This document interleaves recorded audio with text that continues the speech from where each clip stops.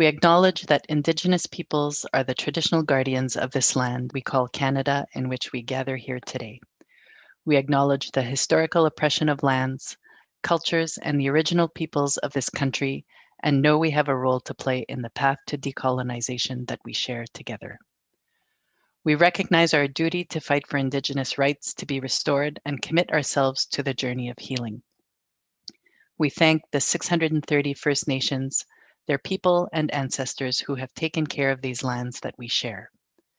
Let us take a short pause so everyone can reflect on their own acknowledgement and relationship to the land, and be grateful for the diverse Indigenous peoples whose ancestors have taken care of the land for centuries.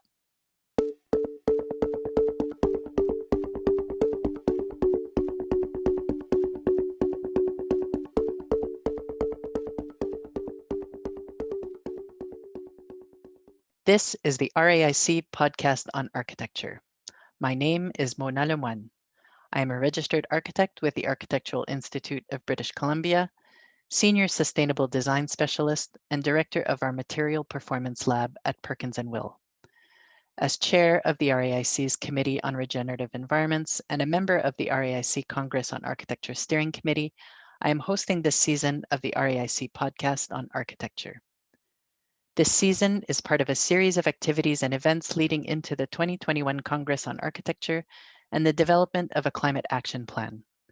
The RAIC 2021 Congress on Architecture will be held on October 4th, 2021, World Architecture Day, and will address climate action and architecture in Canada. In this episode, Wanda Dalla Costa, Director and Founder of the Indigenous Design Collaborative, will be joining me to discuss the role of Indigenous leadership and pedagogy in climate action. Thank you, Wanda, for joining us today.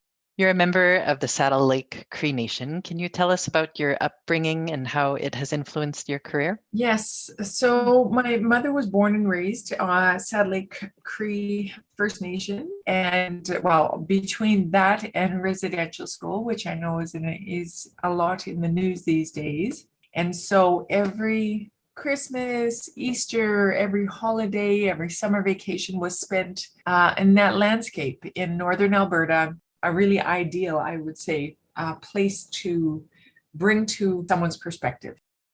I teach architecture at a university now, and I think what has been undervalued is that connection with the land, with place, with the stories of that place. I know from my connection with indigeneity and my cultural connection that landscapes, we call them storied landscapes. So across every landscape that exists in the world are a series of stories that our ancestors have passed down through generations. And so the forest that we played in, of course, is never just a forest, right? And what it is it's a place where histories come together and people have come together and learned and shared and offered those sharings in the terms of in the form of stories.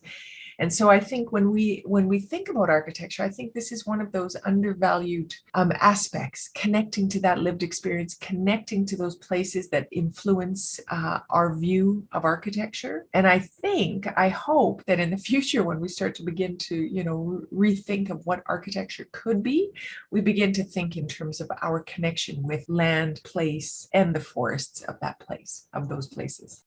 You also talked about your grandmother's house. I think you had some interesting stories there. Do you want to tell us a little bit about your memories of going to your grandmother's house? Yeah, I mean, the interesting thing, is I'm here now, teaching down in Arizona, and we learned an interesting statistic that 40% of the houses on the Navajo Nation are without running water. And people were quite shocked. I always included in my class lectures, reminding people that, there's other ways of living. And my grandmother up on the Saddle Lake Res, she also had no running water. And so it's funny that, when you look back and you think, was this a deficit? I'm not sure it was a deficit. Yes, of course, it was inconvenient, and we had to, haul pails from the well that was on site at our house. And, we didn't have the amenities like normal people do of washing machines and so forth. But I think what it does is creates a sense of awareness. When you have to carry a pail of water, you value every drop of that water. And I think when I used to see my grandmother, she had this old washing machine that used to sit on the porch of her little house on the res, and it was a manual washing machine that she could load the clothes in. It had a turning device, and she would load this precious commodity that is water into that machine with the soap. And she was really conscious of every act of washing those clothes. And I think this sort of connection in our brains between preservation, conservation, the actions that we do on a daily basis, I think can all be increased when we look at it from these different perspectives.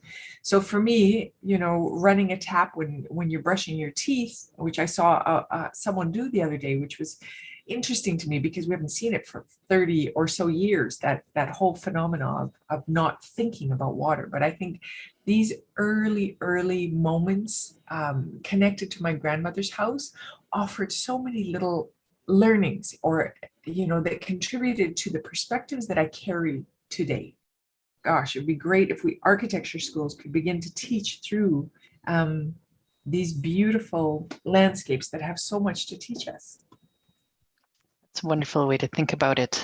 Kind of the opposite of that, I was in a meeting recently with the RAIC, who's preparing a response for the federal government around national infrastructure assessment. And the lack of water on reserves came up as kind of a critical imperative for consideration by the federal government. So I'd be curious to hear kind of the antithesis of that positive story you told. I do live in a state of optimism. So for me, I think when I think about these, I think about what learnings I'm getting from each of these challenges that are in the past. Similar to the water that my grandmother, the learnings that were surrounding water on her house, on the reservation, on the reserve, and I think always of the challenges in terms of what am I learning from them, so that I'm not feeling like it's a deficit. I'm always looking for the glimmer. What is it that I can take away from this moment? And so I think it's a positive way to spin things, because I think in the reverse, or in the opposite, looking at it in the opposite way, I think you could just be overwhelmed by the lack of. And so I think it's within all of us to really recreate our visions of the future. Which architecture is a beautiful portal to imagine what could be possible, what is possible, what is probable, what can we change to make our spaces and our places more meaningful and more authentic. So it's one of optimism. That's great. You were the first First Nations woman architect in Canada. How has this shaped you and your approach to architecture? I think it comes down to the most important thing, I think, for me, holding that position, is really to set the stage for the next generation. So, the work, I haven't always taught at a university. That only came about, full-time about 5 or so years ago. But, I'm at the end of my, 10 or 15 years left, and, before retirement. And I thought it's time to share everything with that next generation that I have learned over the past 25 or 30 years in the business. And so I think that's what it does. It gives you a sense of responsibility for the next generation to continue to open those doors and open the gates and sort of challenge the status quo in terms of this position that I've been blessed to have.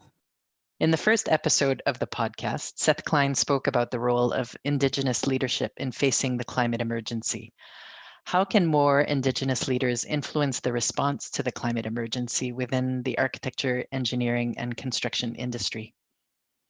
I think part of that movement, that I think that Indigenous people can be really champions and advocates for climate change and all the environmental challenges that will come our way in the next couple decades, I think is connected to the worldview, which many Indigenous people hold. We call it a relational worldview, which is where you are in a kinship relationship with the earth. So we don't have, the hierarchy that we see in the old texts of the Western world, where there's the hierarchy and there's a dominion that we have over nature. Instead, we look at it as we are one with nature, right? And so the health, of course, as we know, the health of the weakest individual in a network means the health implications for everyone will be compromised. And so when we think of the natural world, of course, as a kinship, as a brother, as a sister, as a mother, as a father, we think of this in a way that I think gives way to another way of thinking, that preciousness, just like the drops of water that our grandmother taught were precious, are what comes into play. There's a term called relational ecology. This is the word, the term, or the phrase that really describes that, what you're talking to about how can Indigenous worldview come together in service of the environment. And what ecology is, as we know, is just a relationship between man and the natural environment. But I think relational means is that ability to rethink that relationship. You know, ecology being the science of the habitat or the home or the natural environment is an old term, you know. And so I think right now there's this challenge about this challenge surrounding that dualistic approach to ecology. And I think what that brings us to, or what it would bring us to in the field of architecture, is really, what does it mean for a building to be at one? What does it mean for a people to be at one with nature? You know, what does it mean for those boundaries? Are there boundaries? How can, you know, back in the, you know, in the 80s, I remember the big push toward, you know, removing the boundaries between inside and outside. But if we really think of these as one ecology, what does that mean for our architecture? One of my students last year in the class, he created an underground agriculture center. You know, of course, it's really hot here where I teach architecture. And so he was finding ways to bring that growing, that living, the plant life into a desert climate.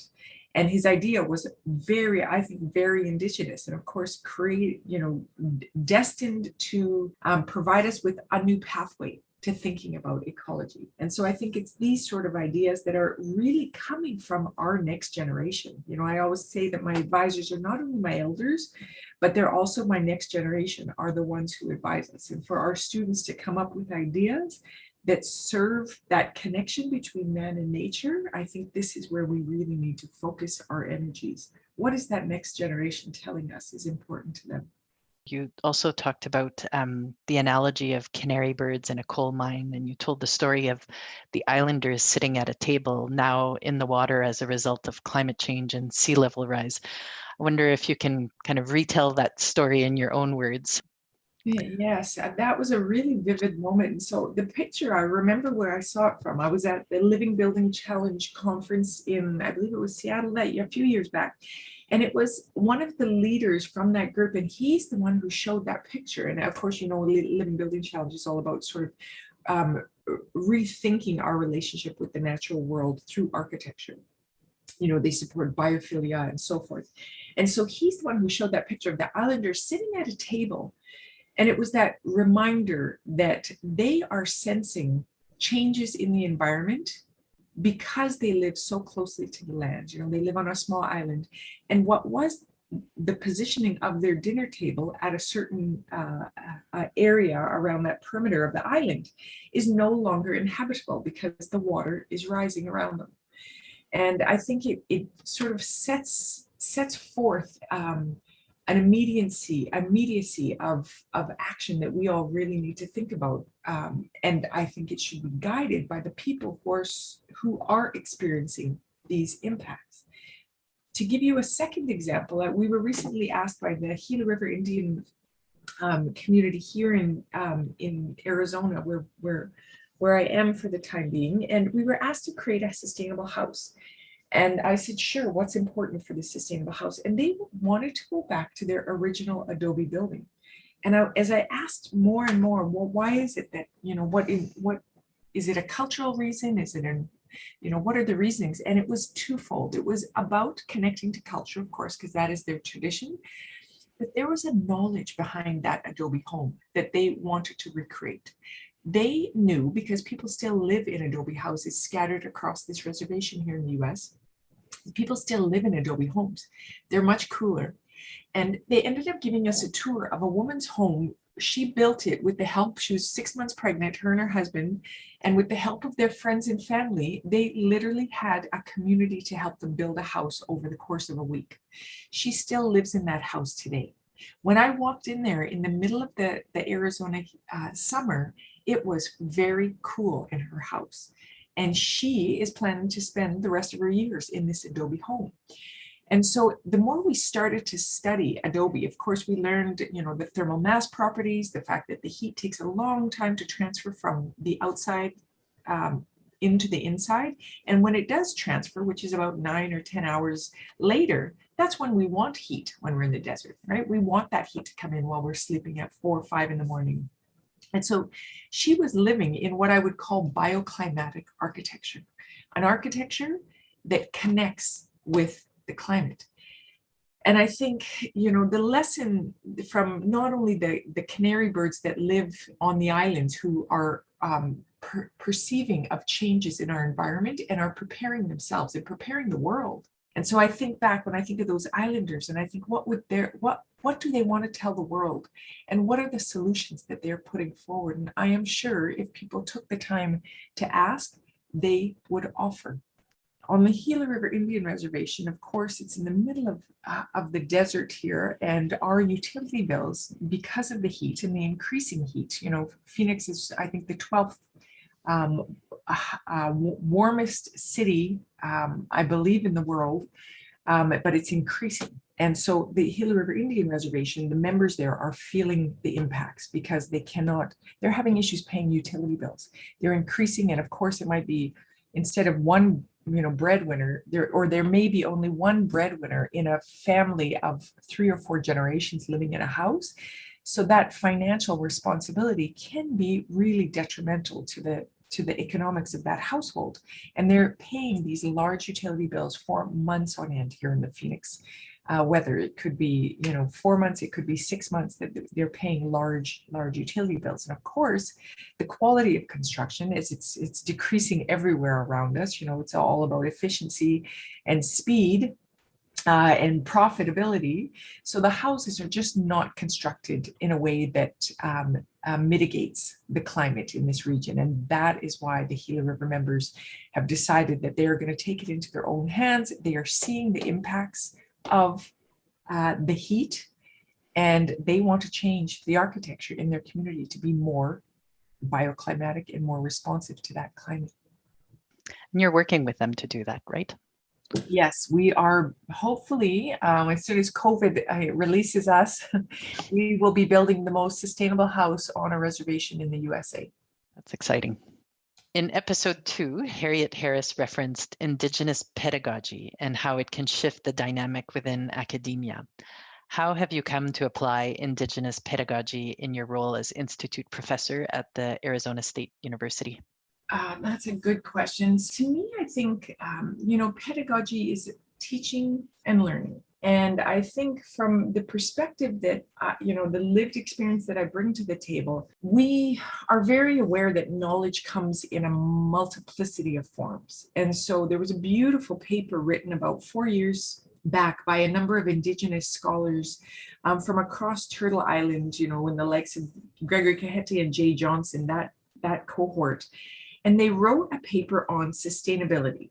But within that paper, they talked about this beautiful notion of Indigenous knowledge as being divided in 4 types. So they talked about, and this is how I like to teach architecture through it. If you can imagine when I tell you about the 4 types, imagine that you're creating a building and you're trying to create a space for teaching like this. So let me start with the first example, empirical knowledge. So this is the land-based knowledge that is gained from years and years of understanding and observation of a place over time. So imagine if we're teaching our pedagogy through that lens, you have to be outside, you have to be working in the place with the people of the place. So it completely changes, there's no more ability to import ideas. Right? It's all based on that empirical knowledge. And when I, design a school or a college, it's about integrating plants and that, or the indoor outdoor spaces, somewhere where you can connect with those knowledges. So that's the first one. The second one is traditional knowledge. So that's based on the stories handed down by a people over time. And so when I think of, how would this affect the pedagogy? Of course, our classrooms should be filled with teachers from the outside world, not the teachers that learn from books and that, craft their PhDs through the multiplicity of books in a library, but through people. and through the stories of a people, the lived experiences of a people. So a lot of my classes are filled with outside knowledges coming to the university. And again, when we're thinking about how traditional knowledge would impact the way we think of educational spaces and how we could incorporate sort of a more broader pedagogy, I think, well, why are our classrooms designed with a hierarchy, teacher at the front and the learners in rows? They should be, as we do in our class, arranged in a circle where we are all contributing to the learning. It's a reciprocal form of learning. The third type of knowledge that the scholars wrote in the paper was about the visioning, or this sort of ritual envisioning, which is more of an individual way of connecting with knowledge. And of course, when I think of our schools and our universities and our K-12 areas, how are we not providing spaces for these students to really connect with themselves, right? To have that knowledge that comes from within. I think that would be a phenomenal place for our university students to be able to have that available at all universities. And then the last knowledge, of course, is the conventional knowledge, which is what we think the norm is, with books and classrooms and so forth. So those four knowledges together, to me, are how pedagogy is changing and how we're sort of bringing in a sort of a different way of looking at knowledge. It doesn't exist on a university campus. It cannot be contained on a university campus. It has to come from multiple different places, and that's what we're aiming to bring to the table, is where does knowledge live and who are the people that can bring that knowledge to the university that can supplement the more conventional ways of knowing that we think to be true. And of course, now we know there are multiple ways of connecting to knowledge. So I think we're not alone in this pursuit. Great. So you are also the founder and director of the Indigenous Design Collaborative, which brings together tribal community members, industry, and a multidisciplinary team of students and faculty. How has your work with the Indigenous Design Collaborative responded to the effects of the climate emergency in First Nations communities? That's a great question. So I started the IDC in 2016, and it was really a push to think of other ways of looking at the built environment. I knew from my early upbringing, hanging out with our relatives up in Sad Lake, but also from all the beautiful worldviews that I saw when I was overseas. They seemed more sustainable. They seemed more ecological. They were still living closely with Mother Earth and close to the land. There wasn't a way of living that told us we had to live in high rises and told us we had to, pile landfills up with the remnants of our consumerist lifestyle, right? It wasn't, I was seeing other ways of looking at the world. And I think that's what the impetus was when I created IDC. It was really about how can we bring those other ways of viewing the world back to a more conventional educational system.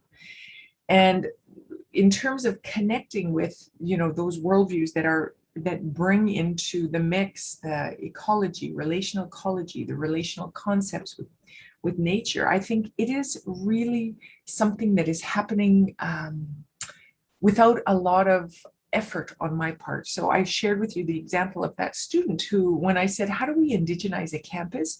His brain went immediately to growing plants and creating an ecology under the earth on the campus in order to be able to connect with nature. And there were a number of other solutions that shared similar ideologies as that student. So there was a gal that created a space for meditation on campus that was about telling the story of her people and being inclusive, of course, all the other 21 tribes in this state as well. But it was through their association with what they grew in this area, which was corn, beans, and squash. For me, I think it's really not so much about me, I don't want to say dictating, or projecting a philosophy to the students, but it's really giving them that agency. I think it's important for them to begin to understand how their culture connects with concepts like ecology, Mother Earth, place. And it's not so much a directive coming from us at the IDC, but it is just giving them the space and the agency and the moment to be able to bring their worldviews into that intersection with the built environment. Earlier this month, you presented at the RAIC Conference with Eladia Smoke on funding sovereignty and lessons learned from the Indigenous Homes Innovation. Could you talk to us about the Accelerator Funding Pilot Project and its ability to give power to a community's social justice while moving architecture from an exclusive practice to an inclusive one? We are working on both a sustainable home in a very cold climate in southern Alberta and also sustainable net zero homes here in the desert in Arizona.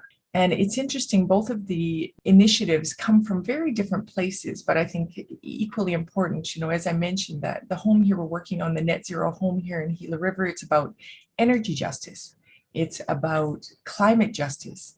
It is about spatial agency, returning back to our ancestral connections with the built environment. And the house would be, it's constructed by a construction company that has offered, because they bought into the idea, they have offered to build at no charge, to volunteer to build that home as a pilot. They're interested in changing the paradigm of how construction is built in this climate. At the other extreme, here's this house in very far northern in Canada in a very cold climate. And the clientele are the people who are challenged by homelessness up on the Blood Tribe. So we often say that there are very few homeless people in our communities because there's always a relative to take you in, right? So the problem is less visible, I think, than what we see in the cities. But in the end, you have a burden that is falling on those families who may not be equipped to bring all of the supports to these people in these homes. And so the idea with the Alberta Net Zero Home was to create a place, a tiny home village development, where people could be, given the concept housing first, where you give the housing first and you believe the supports that will follow will truly help change their circumstances. But built into that development is also a support network where elders can come to connect with the community, where community can be built around a shared kitchen or shared facilities, where all the residents are given a tiny little porch where they can sit out in case they feel like having a conversation with one of their neighbors, and where all of the buildings are built with very high efficiency envelopes that will not drain the residents or the band or the nation for paying utility bills, right? They're both of these communities, whether in the south, in the desert, in the north, in our cold climate up north, are about increasing the functionality and the efficiency of homes for people in Canada, rethinking, and I would say productively disrupting what we think of as building envelopes and quality standards in our First Nations homes. So the house on the Blood Tribe, spearheaded by the Changing Horses organization, is a very extremely high efficiency envelope with abundance natural light, a lot of cultural features, distinctive identity, so it doesn't feel like a social housing project. So each of the homes have a very unique identity. And we hope to be starting construction on that project this fall.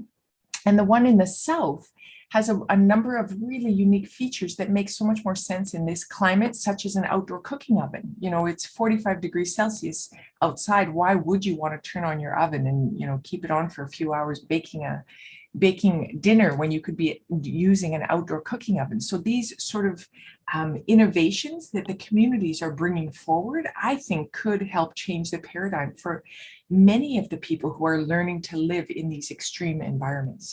And so how many homes are you building in the fall? We are doing 8 homes plus the community center for the Changing Horses organization. And in the south, in Gila River, it's a 1-home pilot project. Fantastic. In what ways does the traditional construct of the architectural practice constrain our ability to effectively respond to the climate crisis?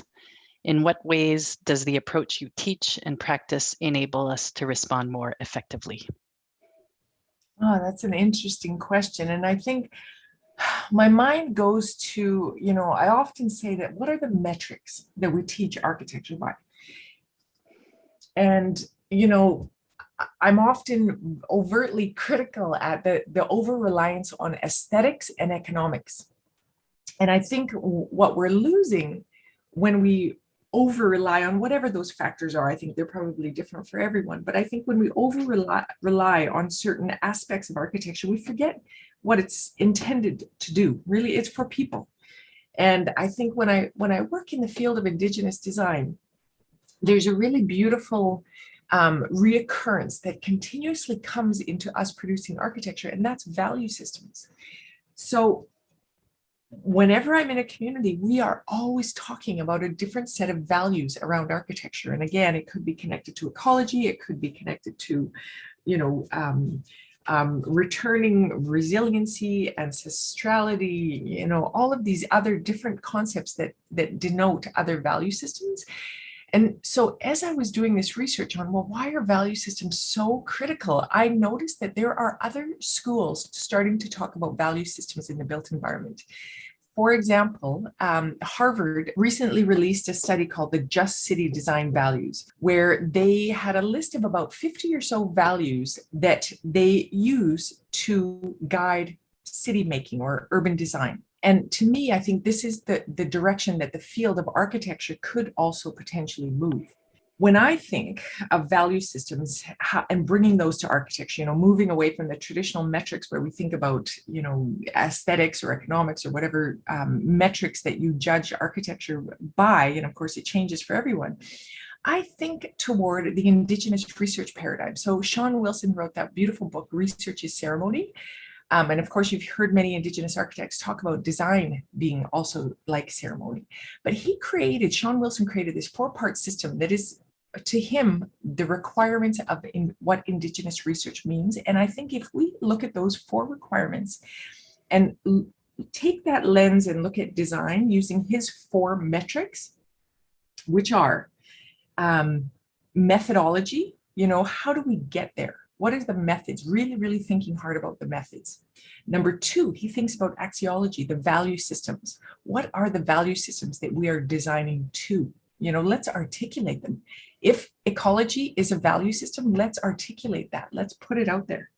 The third thing he thinks about is epistemology, or ways of knowing. Right. And again, I've shared with you today that we believe there are multiple ways of knowing. And I'm guessing that around the world, there are a whole host of other ways of knowing that we can begin to integrate into practice. So methodology, axiology, epistemology. And the 4th component, according to Sean Wilson, is ontology, or ways of being.